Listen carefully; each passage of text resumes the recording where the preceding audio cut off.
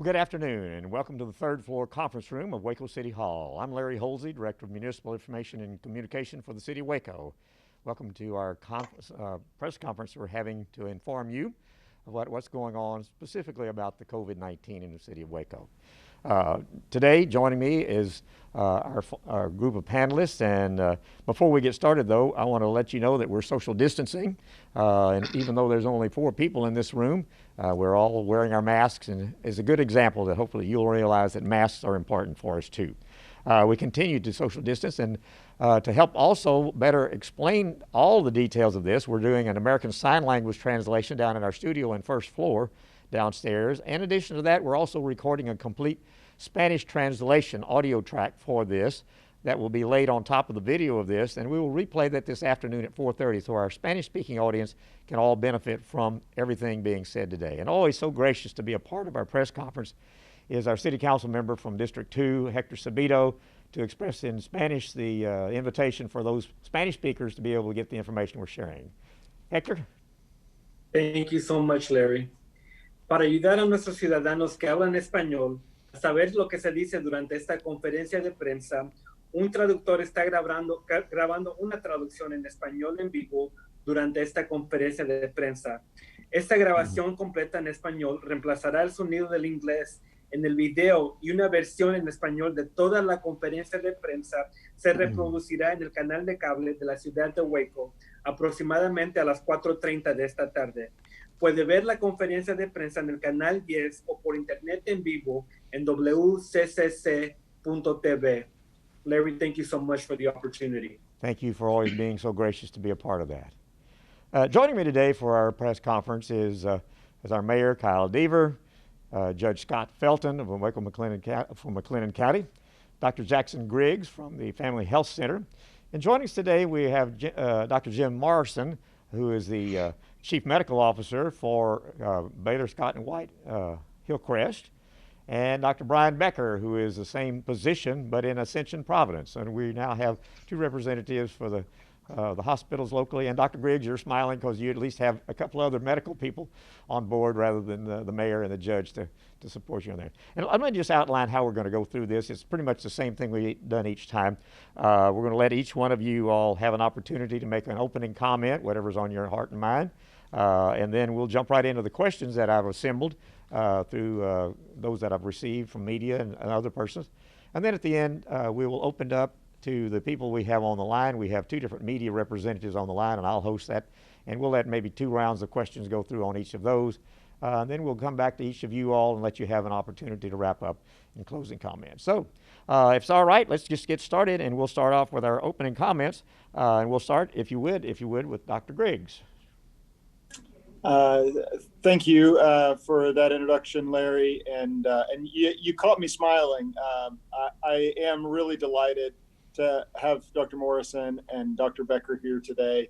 I have longstanding relationships with both of these physicians and have had tremendous respect for them for years and years, have gotten to work on committees and boards with them, seen their professionalism and leadership in the hospitals, and have seen them respond to this pandemic in a way that has saved lives and has protected our community in really important ways. And so it does feel like an honor to be joined by them both today.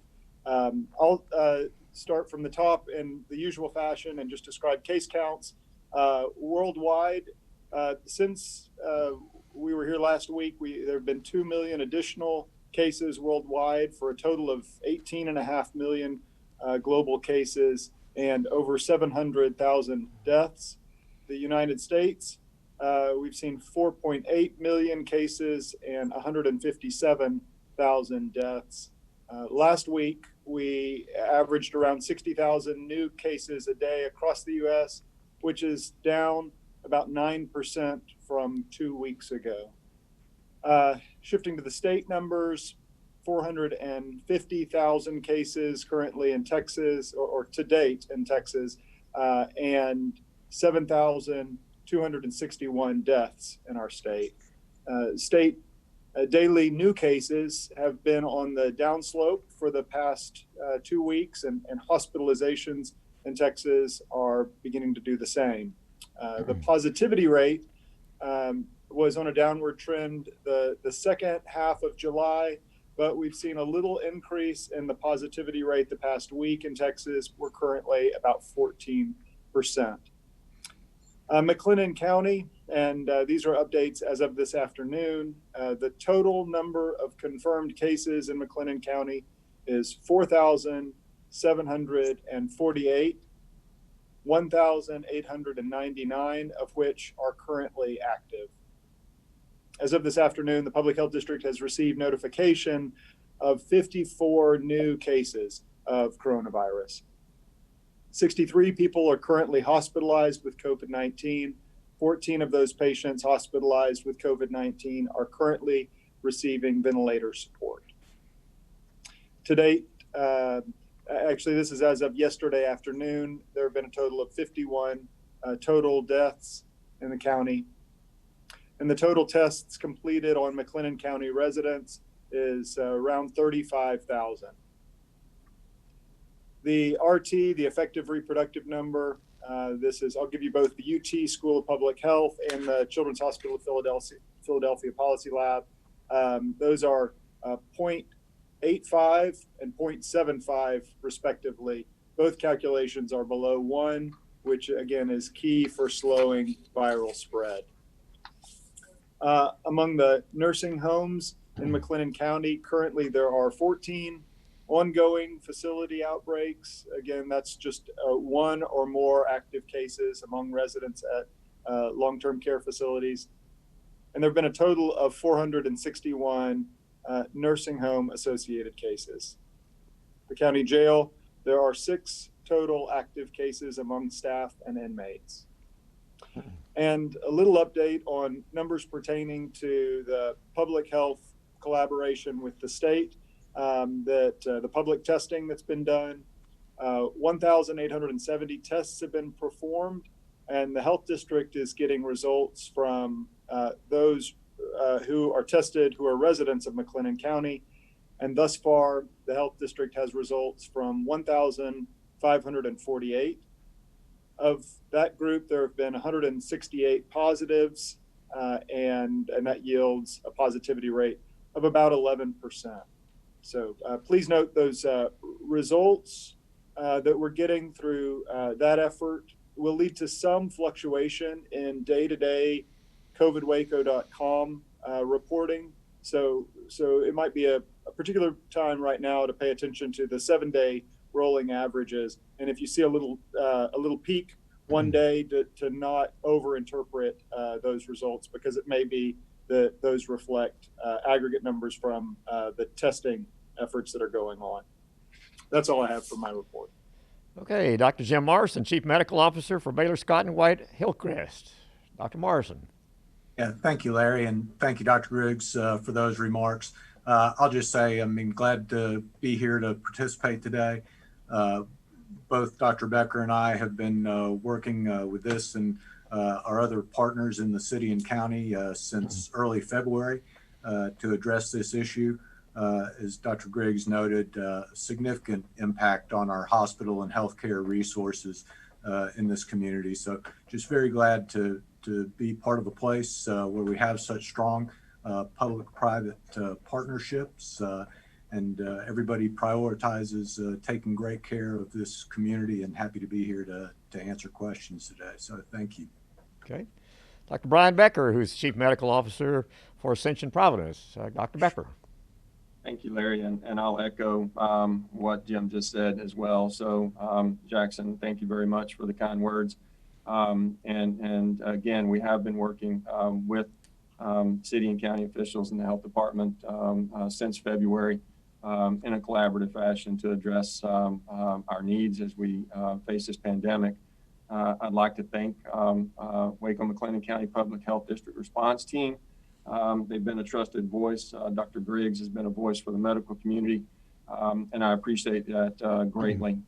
It's become apparent that that both of our systems need to speak out a little more and address questions that come up in the community. And so that's the reason that Dr. Morris and I are here today. I think it's important to recognize that we have seen over the last month an increase in volume that has flattened out, and we've started to see a downward trend in our hospitalizations over the last week to 10 days, as Dr. Griggs pointed out. We have been stressed on occasion and stretched on occasion as we have dealt with the last month. We have surged where necessary. We have not at all reached capacity as we have moved through the last month. We certainly have the ability to manage more as we look forward. Hopefully that won't be the case, but I believe both systems can do more than we have done to this point. It is important that we continue to focus on not just the care of COVID patients, but the care of all patients as well. And I think both systems could clearly say that emergency room volumes are down. There's concern that patients are ignoring really things they should be taking care of. And I can't stress enough, if there's an acute illness, our emergency rooms are safe. They're places that you can go for care, and delaying care is not in your best interest, even in the setting of COVID. So both facilities, all of our facilities, are practicing rigorous standards to keep them safe, clean, and a place where you can get care for things other than COVID as well. So again, I appreciate the ability to participate in the call and happy to answer questions as they come up. Thank you, sir. McLennan County Judge Scott Felton. Good evening, everyone. I'd like to echo what others have said. I really appreciate Dr. Morrison and Dr. Becker coming aboard today to help us answer questions that the community has in regards to this situation, and also joining in with Dr. Griggs, who's been a real asset and resource and really a gift to our community in his ability to communicate from a medical side this situation and how we approach it. I do also want to take this opportunity, and you've heard me say it before, and I've always thought this, but even more so now than ever, that Waco and McLennan County are so lucky to have three medical facilities and organizations in Waco that are working shoulder to shoulder to address the situation. That's Family Health Center, Baylor Scott and White, Hillcrest Medical Center, and Ascension Providence Medical Center. You know, you've seen, and you guys represent not only doctors and medical people, but also administration, which is the double stress of this pandemic that's going on right now, and trying to not only manage the medical applications that you need to apply to this, but also the staffing and morale and all those things that come with managing these crises. So I just want to take this opportunity to say thank you and how fortunate we are to have a really deep bench medically. And we'll point out as well that both, and I'm going to call them by the old name, Providence and Hillcrest, that they are associated with the larger part of the institution. It brings a lot of additional resources into our community. So being a part of that is important for both of those hospitals. So I just want to say for the community, thank you very much. And that's all I have in an opening remark. Okay. Welcome, Mayor Kyle Deaver. Mayor Deaver. Thank you, Larry. Thank you, Judge, for those remarks. I think that is so true, and many of us realize, but many of us also take for granted what a great relationship we have with our medical providers here in Waco and McLennan County, and we are truly blessed to have these three gentlemen here and these three organizations that have been working together throughout this pandemic, and obviously long before that, but especially working hard together during this response to the pandemic. I want to get straight into my slides and be as brief as I can, because I know we've got a lot of questions and want to be able to get to as many of those as possible.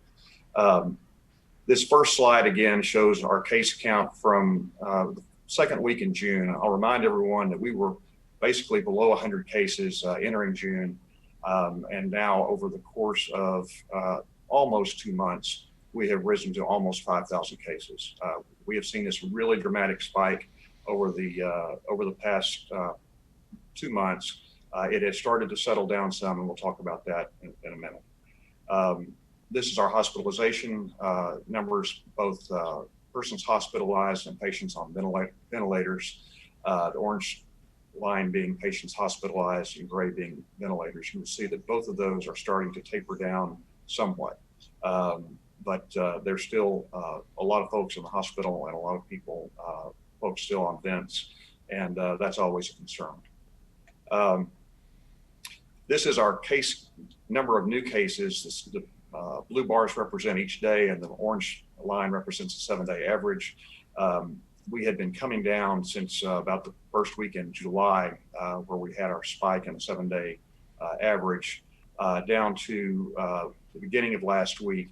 We have seen a slight increase over the past several days, and that is largely being driven by the community testing that's being done. Obviously, if we're testing more people, you're going to see more positive tests as a result of that. And that's why you also have to look at the positivity rate, and we'll talk about that here in just a minute. This is the Texas positivity rate, again, on a rolling 7-day average. The blue bars being the number of tests that are given on a daily basis, and the orange line being the positive percentage. That got as high as about 17% for the state, and is now sort of leveled off at about 13%. And hopefully we continue to see that coming down. It needs to continue to come down. For Mclennan County, this was 2 weeks ago. I wanted to just point this out. Our positivity rate reached a peak on a 7-day average of about 22.5% back in early to mid-July. This is our curve now, and you can see that it is beginning to really start to come down to much more acceptable levels. But we need to get that below 10, and really we need to get it below 5 to feel comfortable as we move forward. So that is good news, that even though our testing is increasing and thereby we're seeing more case counts, we are seeing that number fall on the positivity rate, and that's very important. That is the end of the slides, so I will stop there and just say we are making progress. We've got a long way to go, and let's get into the questions and talk about that. Okay, let's get going with the questions, because I do have a number of them. How will the public be informed about positive tests stemming from schools? And what plans does the health district have in place in the event a student or staff member tests positive for COVID-19? I'll answer that, Larry. The schools will be required to report any positive cases to both their parents of the children in that school, as well as the health district. The health district will continue to release total numbers of new cases on its website. And as schools open and we see how this process evolves, it certainly may change as we move forward. But we know that parents expect to know from their schools if there is an infection or any kind of outbreak in those schools, and the schools are required to provide that information to the parents. Regarding what plans the health district has in place, schools report positive cases to their local health district, and upon receiving that information, the health district conducts a case investigation and does contact tracing on their close contacts and all of that. Anyone who is identified as a close contact, as with any other individual in the situation, would then be required to quarantine for 14 days. Okay. How many tests per day are happening in Mclennan County right now, and is that on target with previously discussed goals? Judge Felton, can you speak to that, please? Yes. Well, last week, we had about 350 to 450 tests per day. That's driven a lot by our positivity rate, and the governor's kind of set a level of anytime the positivity rate's over 10%, there needs to be additional attention and testing put around that situation to try to get that lower, have a strategic plan to be able to handle those people that are infected, that they don't pass that on to others.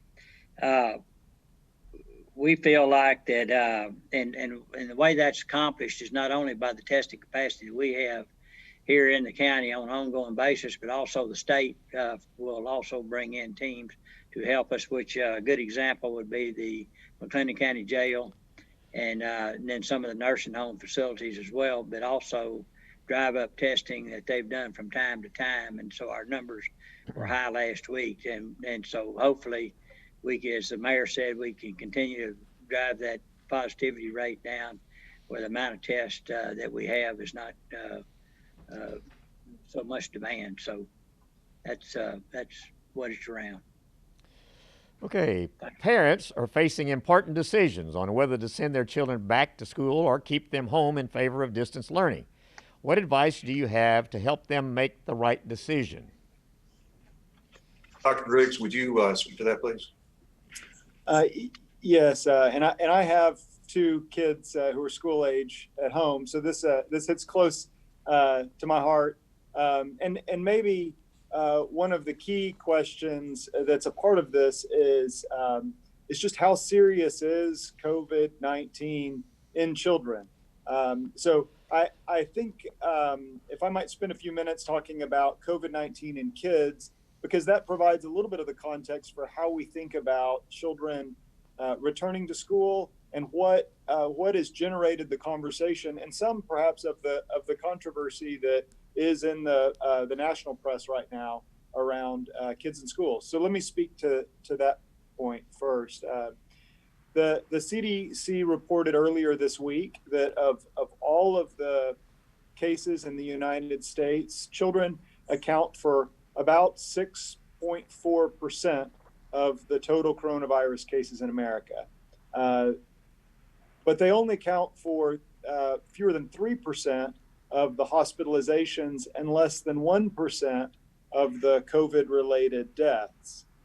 I may have shared this already, but only 1 in 167 children who tests positive for coronavirus will end up in critical condition. And you can compare that with those 85 years old and older who have about a 1 in 7 chance of dying with when they test positive for coronavirus. So 1 in 167 children end up in critical condition. In June, Nature Medicine estimated that children are about half as likely as adults to become infected.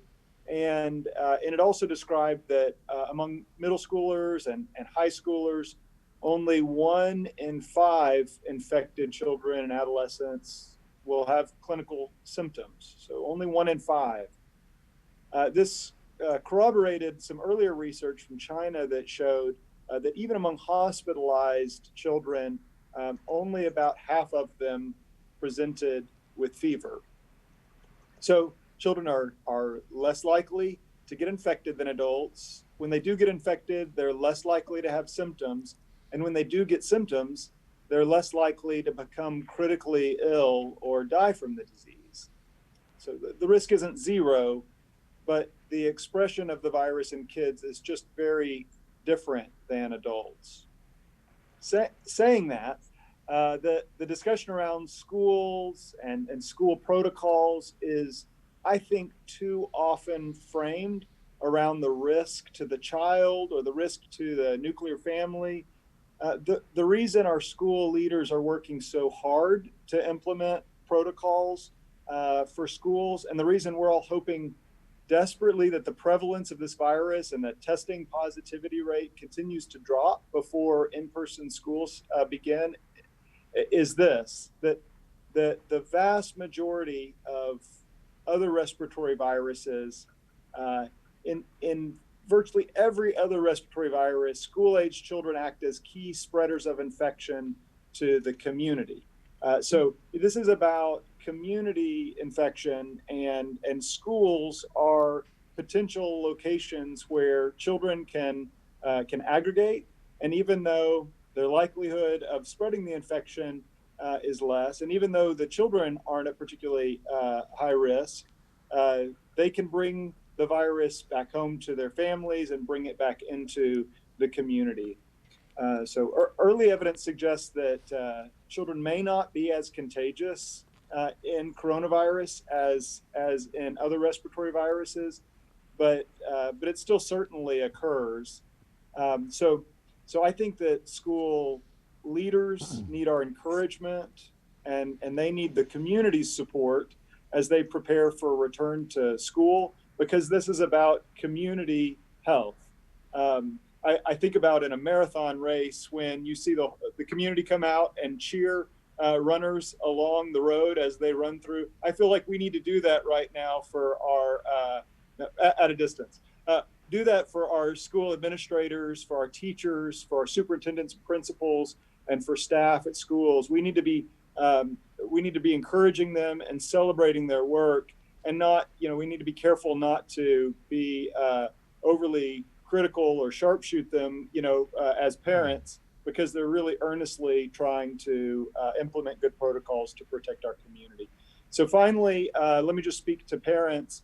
If you do have in your nuclear family, if you do have someone who is an aging adult, or if you have someone who's immunocompromised, or who have a chronic condition like cirrhosis or chronic kidney disease or heart failure, or emphysema, lung disease, it is important, I think, to try to do virtual learning until the prevalence of the disease is lower in our community. So in those cases where you have someone ill or immunocompromised in the family, you might really do what you can to keep that child who belongs in that household from an early return to school. And I think if we keep that in mind, and if we support school administrators, I think we can to do the best we can given the forthcoming return to school. Okay, how many complaints has code enforcement logged about people not wearing masks in public where the guidelines clearly call for them? Larry, our code enforcement department hasn't received any complaints about individuals not wearing masks. However, they have responded to 81 complaints regarding businesses not requiring customers or employees, or some combination of thereof, to wear masks. Our police department has received 8 complaints about people not wearing masks in public since July 26th.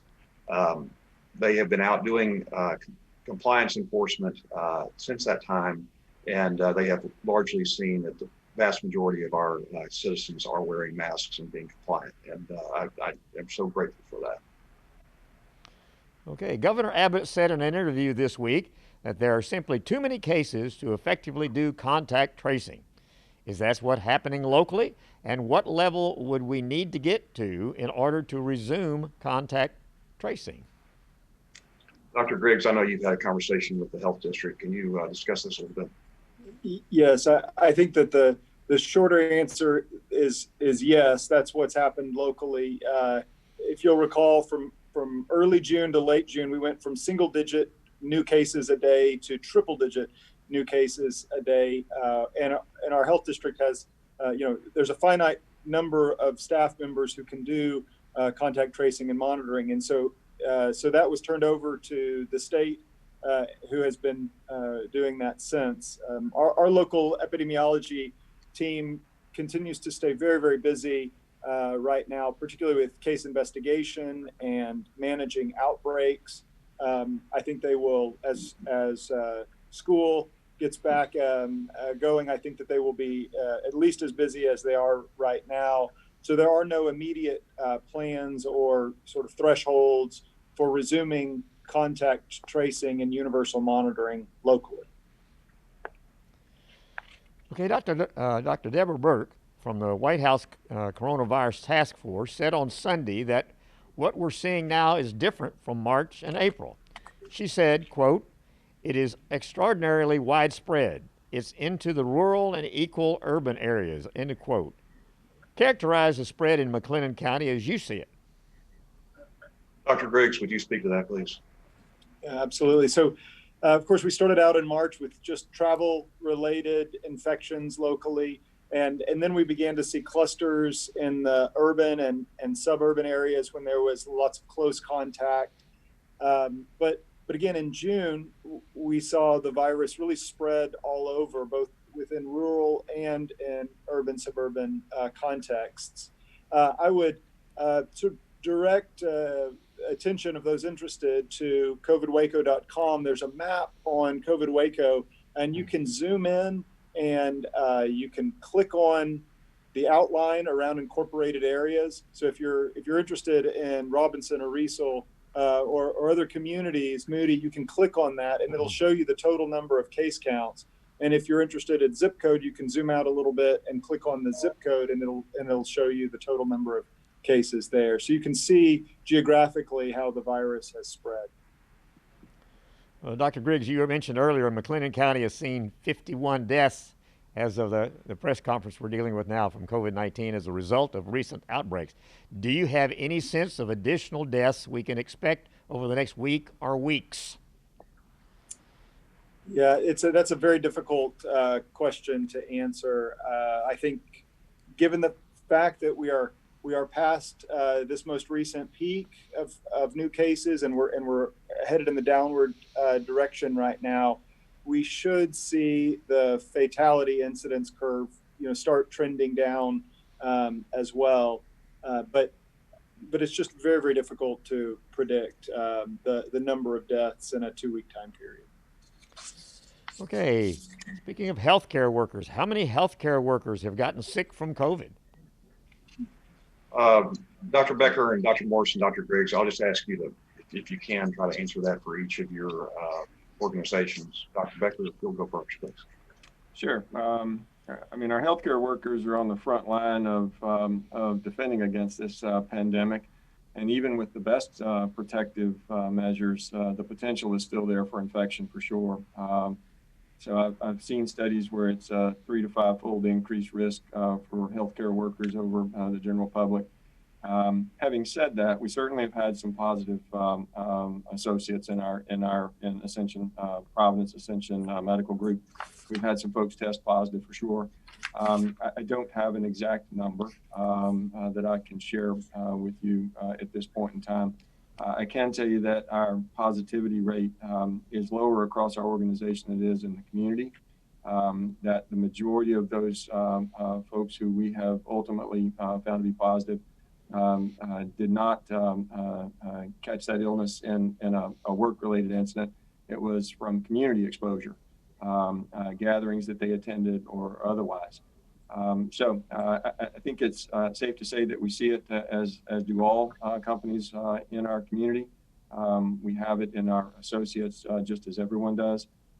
We are diligent about trying to track and measure folks as they enter and leave our facility so that we can be as safe as possible in delivering care. Dr. Morrison? Yeah, thank you.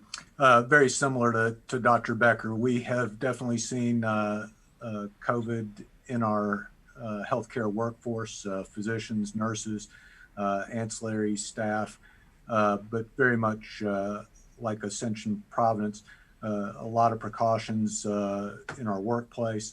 In fact, we monitor, and I'm sure they do as well, but of our workforce that has direct contact with COVID positive patients, we monitor those very closely. And our conversion rate to positivity in those healthcare workers is under 1%.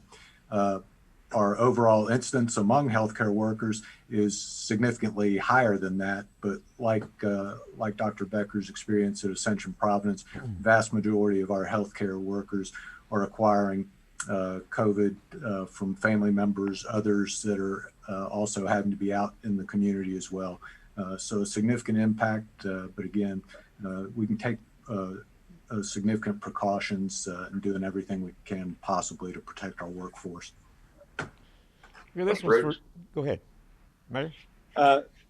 So I think across the three systems, we have put in lots of precautions to protect our healthcare workers, because we recognize that there's such really an immeasurably valuable asset for our community, serving on the front lines. It's key that we do our best to keep them healthy. And so just word of appreciation to the community, because I know that there's been a sort of a temptation to buy and accumulate N95 masks, but I think in large part the community has not done that, and that's allowed us to have access to that kind of PPE, that kind of personal protective equipment. At Family Health Center, we have less than 5% of our staff has had COVID positive results when they've been tested, and those, with the exception of one outbreak, we're not aware of transmission within our facilities. Okay, Dr. Morrison and Dr. Becker, I bet this is the one for you. What assistance has your hospital either received or given to other hospitals in your networks? I'm happy to start with that one, Larry. Go ahead. I can tell you, luckily, we've been able to keep things pretty self-contained in our community.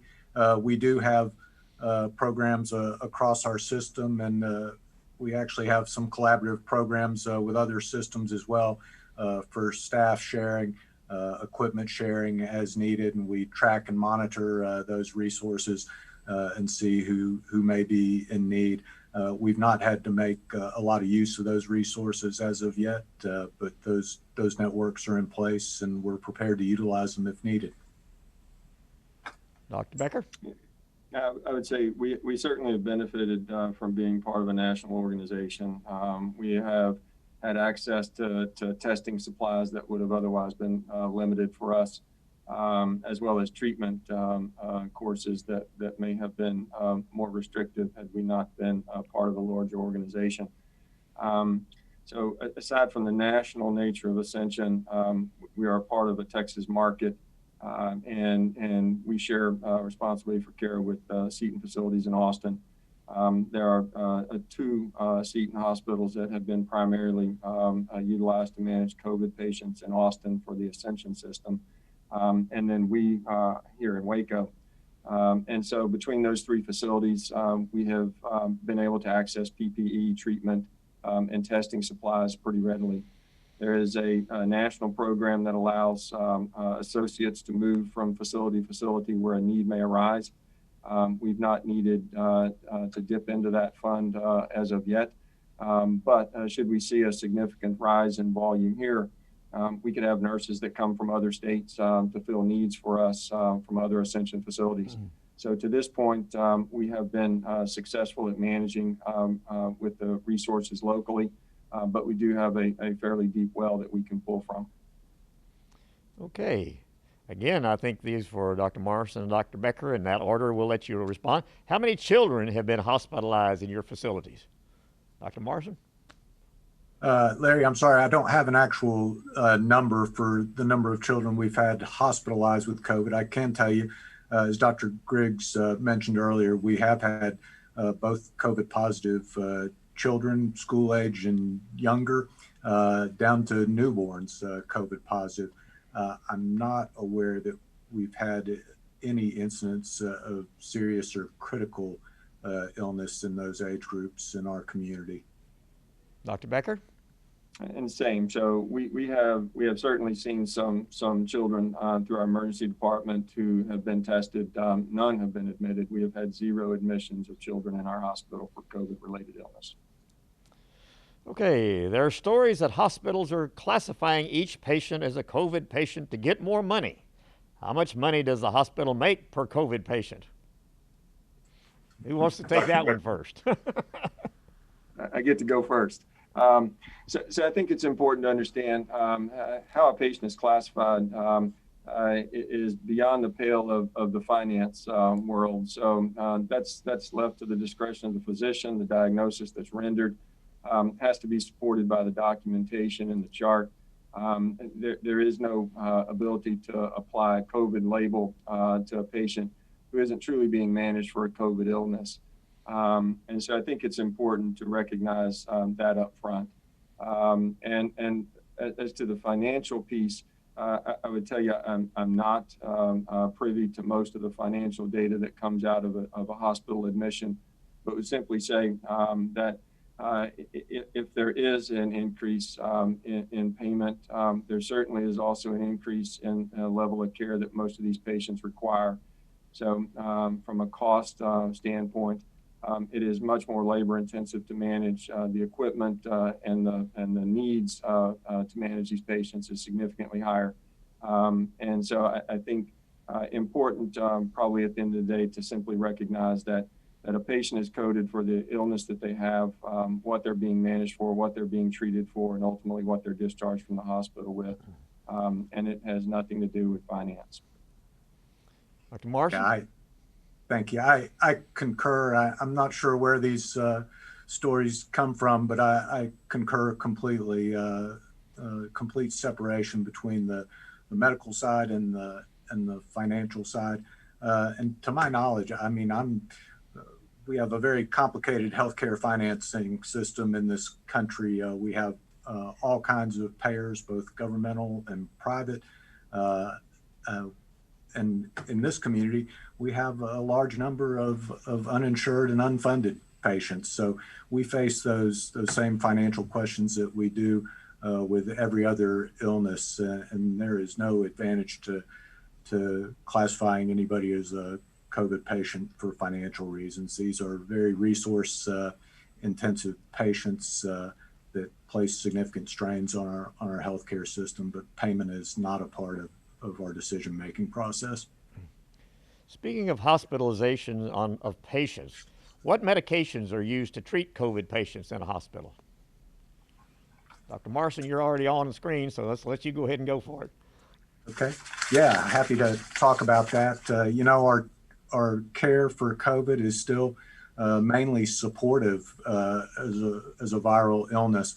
We're learning a lot as we go on. I think we're learning to more effectively assist these patients with the respiratory difficulties. We're much better at mechanically ventilating them when we need to. We've learned a lot about positioning these patients in advantageous ways. You may have heard talk about proning these patients, putting them face down, which helps expand their lung capacity in many cases and can help the progression of the disease from worsening. In addition to that, you've probably been reading about dexamethasone, a steroid that we're using. And there's a good evidence base around dexamethasone now as being helpful in treatment. Remdesivir is a specific antiviral agent that's also been shown to have some effectiveness, and we are using those in select patients.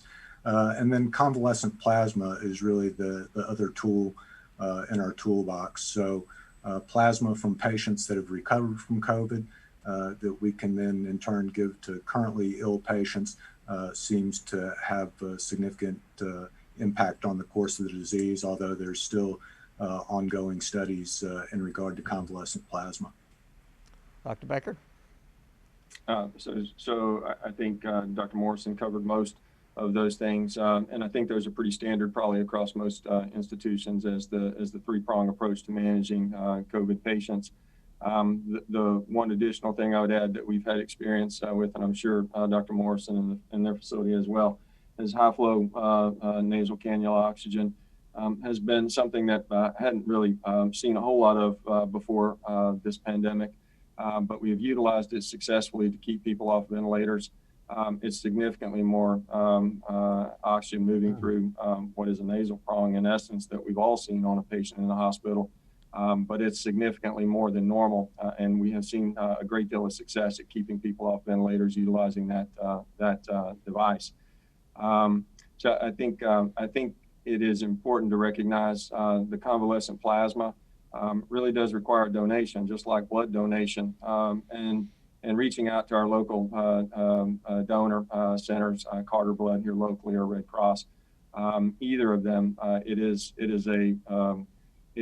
a demand that far outstrips the supply. And so for those people who have had COVID and have recovered, it is a worthwhile endeavor to see if you're a candidate to donate so that we can keep that supply well up. Okay. How many homeless people in Mclennan County have gotten sick with COVID, and how are they being sheltered or isolated? Larry, so far we've had two homeless persons who have been confirmed as positive for COVID. And whenever we have a person who is either been tested positive or is exhibiting symptoms or has taken a test and is awaiting those results, the city has contracted with a local hotel to allow those persons to stay in a room in the hotel where they are isolated from others, including the others that would be in a homeless shelter, until they either recover or their tests come back negative. They are isolated for that 14-day period. Okay. We've heard stories of shortages of nurses and other support staff at hospitals throughout the country. Is this true in both Waco facilities? And if so, are your hospitals at capacity? Dr. Morrison, we want to start off? Yeah, happy to, Larry. We are not at capacity, and we are not currently experiencing any nursing shortages.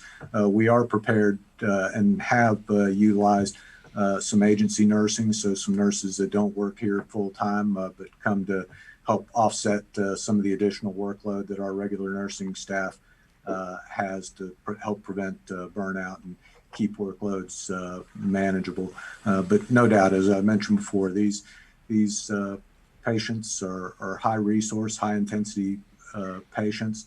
Our nurses are having to work harder and longer than they would otherwise. So the impact is real, but we are not currently experiencing any shortage. Dr. Becker? At this time, we do have adequate staffing as well. 2-3 weeks ago, we were stretched for sure, as we had a rather large volume of ICU patients. So that's typically where our need is most noted, is in the ICU, as our highly trained skilled nursing set, and it's a struggle. As Dr. Morrison pointed out, they're working longer shifts, they're working more shifts in order to meet the need, and so we have. Over the course of the last several weeks, limited some of our surgical capacity in order to redeploy some recovery room nurses who have a similar skill set. So we work within the confines of the hospital to try to move people around where the need is. We have a contingency of nurses that are coming out of training in the next week. So we should see a significant bump in our med-surg nursing. And then over the next 2 to 3 months, we'll see probably 40 more nurses coming out of training, some of those with what is considered a nursing residency for training in both emergency room and ICU services. So at this point, again, we do not have a shortage. We do have adequate staffing, but people seem to be the tightest spot in our armamentarium for trying to manage this. Can each of you describe the procedure your hospitals go through when someone shows up with COVID-19 and how you receive and quarantine them? Dr. Morrison, Sure, you want to go first? Or go ahead, Dr. Becker. You're already So as with any healthcare facility in the community, what we've asked is to be notified if someone knows they have COVID and they're coming in. And that's true whether it's a physician's office, whether it's Family Health Center or one of our facilities. So it's critically important if they know they have COVID to give a call ahead so that we can be prepared. Ideally, we meet those people outside and provide appropriate PPE, personal protection for them to protect us from exposure to that virus. So that's the ideal state. We screen everyone on entry into our facility. We identify them at the door and make sure they're appropriately masked. And then for us, if it's someone who is presenting to our emergency room, we have several isolation rooms that we try to escort them to immediately so that we can continue the evaluation. And for transfers or direct admits, much like those who call ahead, we want to meet them so that we can make sure that they are appropriately masked on arrival. If it's someone who is being transported across our facility for whatever reason, we have clean assist teams. It is a dedicated team who make sure the patient is appropriately masked to protect others, that those around are appropriately protected. and to make sure that the path wherever they're headed is clear. So it ensures that there's no one in a hall, that there's no one in an elevator, that the elevator is ready. And then we can get them to the site that we're going, whether it's a study, an MRI or a CT, or an operative procedure, or if it happens to be delivering to one of our sites of care. We have dedicated 2/3 of our ICU to strictly COVID care, as well as one of our wings in our tower is strictly COVID patients.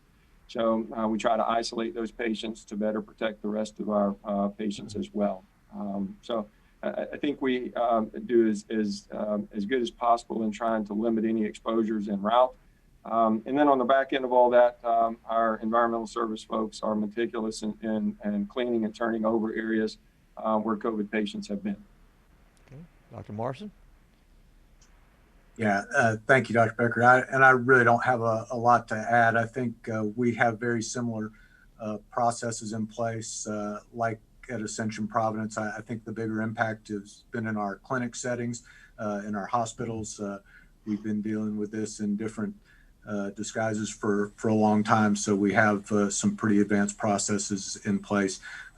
Like Ascension Providence, because of the volume of these COVID patients, though, we have converted specific units as much for protection of our staff and to help work efficiencies, though, as for infection prevention. But we do try and cohort these patients together, try and minimize any potential for any cross-contamination or infection.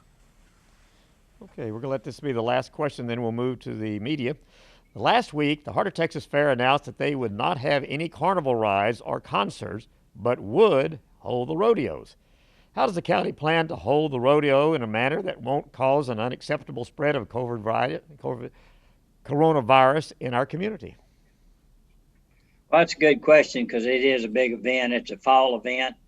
It's coming up. It, along with football games and those things, will be happening. So it's a good time to talk about that. The governor has, in his order, has allowed rodeo and equestrian events to happen at 50% capacity and with certain minimum standards and health protocols that are outlined in a fairly lengthy 3-page outline here that the management of the Heart of Texas Fair has gone over, just like Baylor University will do before football games.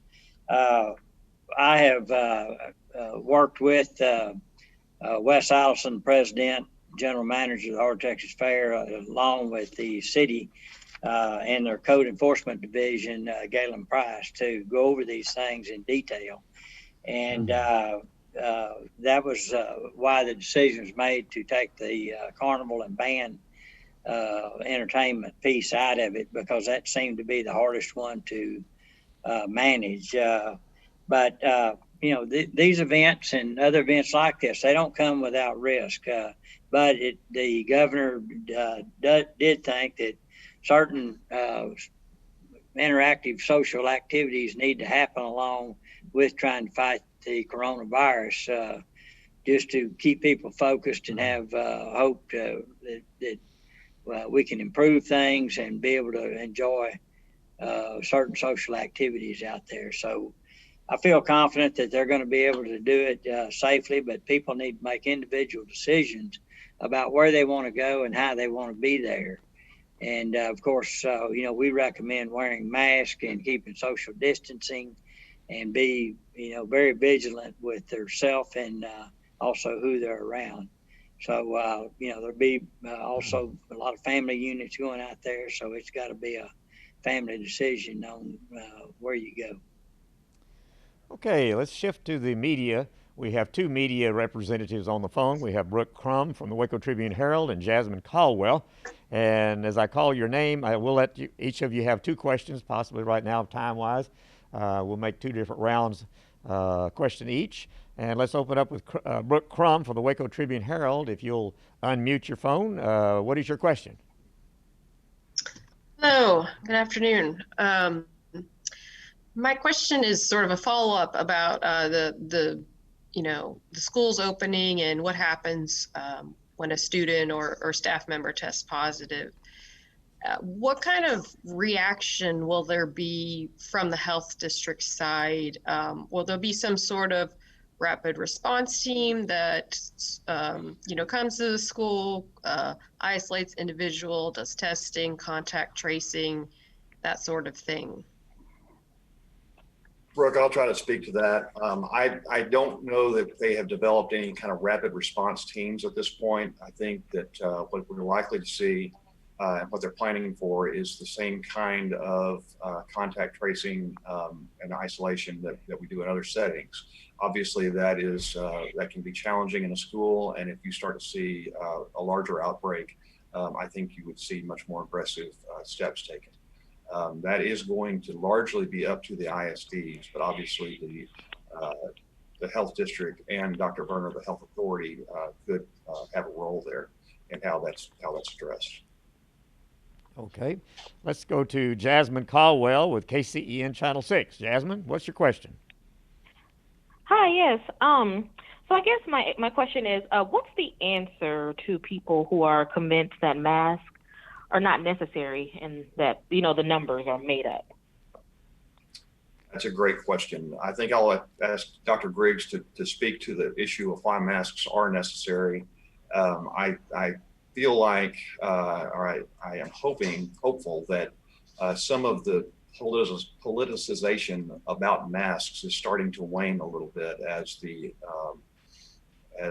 information becomes more and more clear about that masks not only make a difference for protecting others, but protecting yourselves as well. But Dr. Griggs, would you speak to that? Yeah. Jasmine, the science is pretty clear. There's robust science around masking to prevent passage of respiratory viruses from one individual to the next. It existed before coronavirus arrived on the scene, and it's been corroborated in research specifically for this virus. So for similar viruses, we have years of previous research, and then we have research specifically around this virus that masks are effective at preventing passage from spread from individual to individual. And at a policy level, in other words, what municipalities or state governments can do in order to curb the spread of the virus, masks seem to rise to the very top of effective policy at decreasing passage of the virus. So again, I would commend our local government, our state government for making that policy when they did. I think that, I spoke to this before, that there are other factors at work than just the science. When conspiracy and misinformation abound in a community, I think there's a lot of anxiety around unknown things. And if just like, I don't know anything about astrophysics. And when I'm around a physicist and they're talking about astrophysics, it's another world to me. I don't have any idea what language they're using. And if all of a sudden I was thrust into interplanetary travel, it would be really a terrifying experience. And I don't know if I would trust the physicist or who I would trust. I think to some who aren't really familiar with how science is conducted and how reliable it is, and are kind of thrust into this circumstance in which there's so many unknowns and the virus seems ominous, and it's fertile ground for kind of proliferation of myths and misinformation. And then there are those who are bad actors who are trying to capitalize on folks' anxiety and fear for individual gain, for political gain, for commercial gain. And so I think that our path is going to be, at least myself, our organization is just to continue to stay current on the research, to share the science, and to be faithful to that way of knowing.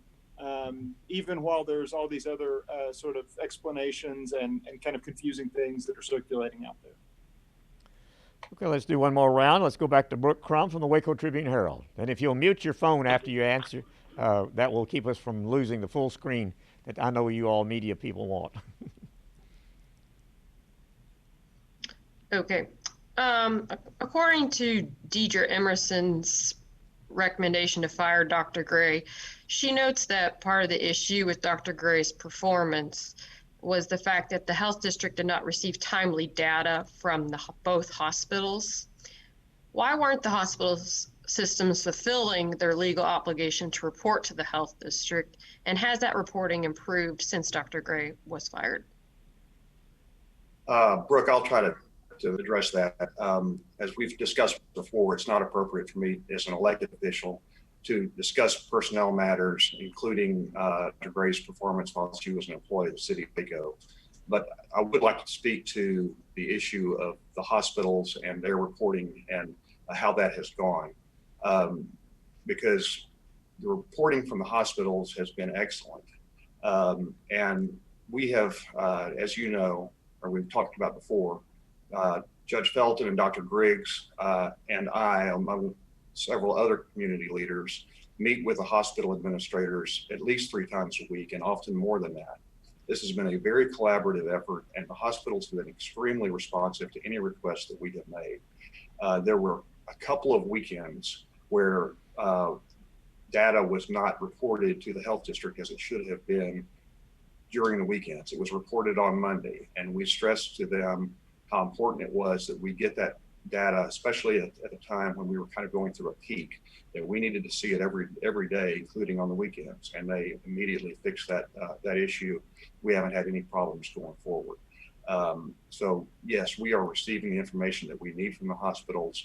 When we ask for something new, because of some development that we're seeing with the pandemic, they're extremely responsive. And I'm very appreciative for the relationship that we have as a community with our hospitals and their willingness to be forthcoming with information to us when we need it. Okay, final question. Jasmine Caldwell with KCEN Channel 6.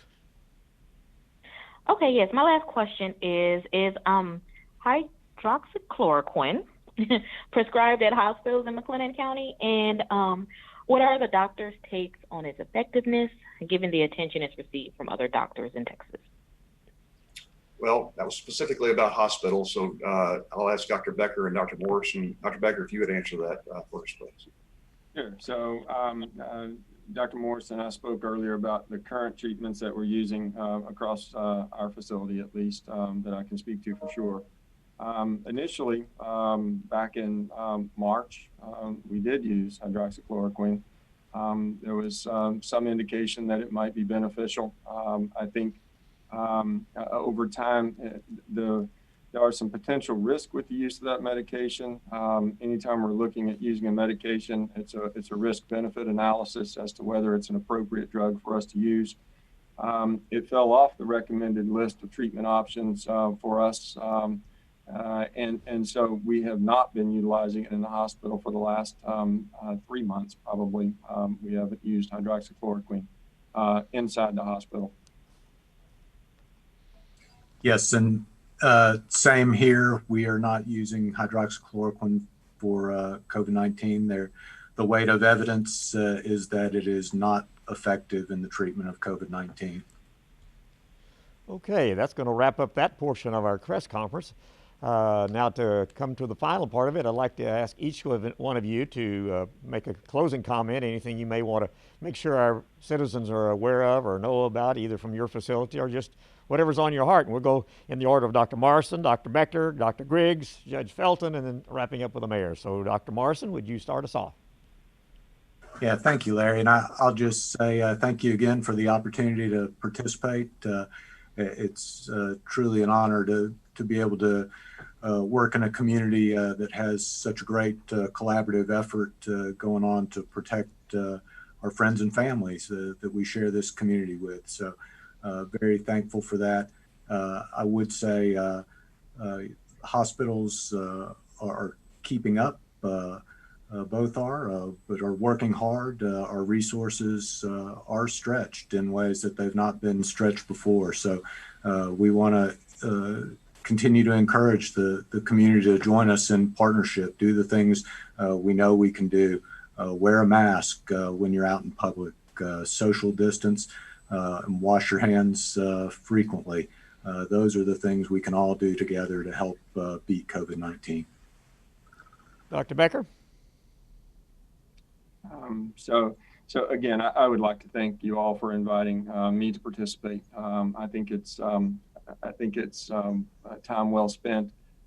It gives us an opportunity to respond to questions from our community. It is my community. It is where I grew up. It is where my family lives. I've known Judge Felton since I was in elementary school. So this is my community. And so what we do in our facility at Ascension Providence is really what's best for our community. Dr. Morrison and I talk regularly, and the folks on this call, we have met regularly, all in an effort to try to do what is best for Waco and Mclennan County, and that is what we will do going forward. I think it's really important to remember that as we start to see the infection rate trend down, it's still here and it will be for some time. It's important that we all do our part to try to protect each other and this community. And finally, the dedicated workers here at our facility, at least, on the front line at Ascension Providence, really want to extend a thank you to Waco and to our surrounding communities for rallying behind the physicians, the nurses, and the support staff that's required to deliver care here. We've had overwhelming support. We've had letters that have poured in from kiddos across our community. We've had food donations from any number of businesses in our organization. And those acts of kindness are greatly appreciated. So thank you to our community for supporting us. Dr. Griggs. Let me start by speaking to families that have school-age children. When we look at our data around fever or similar symptoms in children that suggest viral illness, we see this pattern in late August, early September of a spike, more cases of fever, more cases of cough, more cases of sore throat, probably having to do with kids getting back together at school and sharing germs. In this particular moment in time, it is so important that we test every one of the kids that have fever or a new cough, because we won't know if that's due to an ear infection or strep throat or the common cold, or if it's due to coronavirus, COVID-19. If it is, then of course, immediately we need to isolate and quarantine and do the right things in order to restrict the spread of the virus. So unlike usual years when if a kiddo who's 11 or 12 has a little bit of a fever, a little bit of a mild cough, the instructions might be, well, stay at home, take some Tylenol, here's some instructions of what to watch for. Instead, this year, it's going to be very different. It'll be, if a child has fever, we need to see that child. We need to test that child because we need to determine whether or not that fever is being caused by COVID-19 or something else. The same would be true of a new cough or sore throat. The kid just feels like wiped out, like they don't have energy, they don't have much of an appetite. We need to see those children so that we can catch all the cases of coronavirus and implement the right kind of protocols to protect the community. So it's going to be a different year in that respect. Similarly, this is such an important year for the flu vaccine. If we can get everybody vaccinated against the flu, then we'll take the flu in some part out of the equation. It is every instance of someone with fever and body aches. It may be the flu, it may be COVID-19, it may be something else. But if we can vaccinate our community against the flu, then it's that many fewer cases of, hey, we've got to isolate and quarantine until we get results. We've got to use some of our COVID-19 tests that are always in short supply to test the individual. It just makes things so much simpler and better for the whole community. I mean, from an economic standpoint, from a healthcare standpoint, from a resource standpoint across the board, if we can get everyone vaccinated. So this is a really important year that for flu vaccines. So please, we will announce when those are available, but go ahead and get that in your thinking that this is something that you're going to have to get this year, because it's not just for the individual, it's not just for me, it's not just for you, it's for our whole community. We've got to think like a community. We've got to think like a body of people who are arm in arm working together for the good of all of us, and not just think about me and my own little family on an island. But we got to think about all of us together working in sync for the sake of all of us this year. Don't forget the public testing. We still have maybe another 10 days or so where there's going to be, look at covidwaco.com to see when that is. And let's make sure and utilize that opportunity while it's here. And that's all I have. Judge Felton. Okay, well, just kind of these times kind of remind me of some time back I heard that fly fishing could help you manage patience and deal with frustrations and things like that, because it's kind of a difficult thing to do. And, you know, you've got a 9-foot fly rod slinging around 30 foot of fly line, and things can go wrong. And generally you pay too much money for a fly rod so you don't snap it over your knee to when you get mad.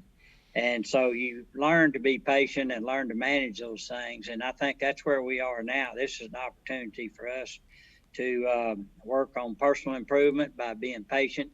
I really think this thing is more of a long haul than what most people think it's going to be, and just try to get in that groove and learn to live with this thing. And just as I always say, you take care of yourself, that helps take care of others. And when you shop local, which we hope you will, that you go to places that want to keep you safe and healthy as well. Good luck. Mayor Deaver. Thank you, Judge. I want to thank you, Larry, and Liz and Kelly, along with each of your departments, the Municipal Information Department, City Secretary Department, and our Health District, for all working with us, helping us get this information out to our citizens. It is so important for people to understand where we are. Along those lines, I want to thank Councilmember Hector Sabito, as well as our Spanish language and American Sign Language interpreters, for helping us to get this information in a form that more and more people can understand and listen to. Judge Felton, thank you again for being here and for your wisdom. I think you're right about our need to learn patience in this situation. And Dr. Griggs, always appreciate your being here. And I especially appreciate your recommendation on getting the flu vaccine. I think that's going to be really important as we try to minimize the impact on our medical facilities this fall. Dr. Becker and Dr. Morrison, thank you all for joining us, and thank you for all the great work you and your teams are doing in the field on the front lines. I also want to thank the Health District and the Emergency Operations Center and the Texas Department of Emergency Management for partnering on the community testing that Dr. Griggs just mentioned. I also want to thank our City Parks Department for helping us make the multipurpose center available for that purpose. I want to thank Tolliver Chapel, McGregor ISD, and MCC for all providing locations for this really important testing. This is the kind of testing we need more of. It helps us identify more of the folks in our community that are infected and that don't know it, and then helps them to know how to act appropriately. Our last 3 days of testing will be next Thursday, Friday, Saturday, August 13th through 15th at MCC. This is walk-up testing. It is free. It is a cheek swab, so it is much more comfortable than the nasal swab that is typically done. And most importantly, you do not have to have symptoms to be tested. So If you have a concern that you may have been around someone that was infected, or you have some other reason to think that you may be positive, please take advantage of this testing. We are deliberately having on a Saturday. We have not had one on a Saturday up till now. So next Thursday, Friday, and Saturday at MCC. And as Dr. Griggs said, check the COVIDwaco.com site for that information. I'm really proud of the way our community has responded, continues to respond. We had this surge in June and July. We have responded as a community. We have worn our masks. We are doing the things that we need to be doing.